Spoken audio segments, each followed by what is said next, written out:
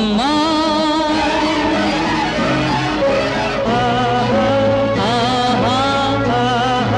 ಅಮ್ಮ ಎಂದರೆ ಏನೋ ಹರ್ಷವು, ನಮ್ಮ ಪಾಲಿಗೆ ಅವಳೇ ದೈವವು. ಅಮ್ಮ ಎಂದರೆ ಏನೋ ಹರ್ಷವು, ನಮ್ಮ ಪಾಲಿಗೆ ಅವಳೇ ದೈವವು.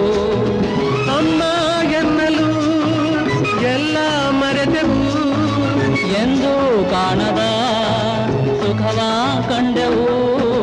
ಅಮ್ಮ ಎಂದರೆ ಏನೋ ಹರ್ಷವು, ನಮ್ಮ ಪಾಲಿಗೆ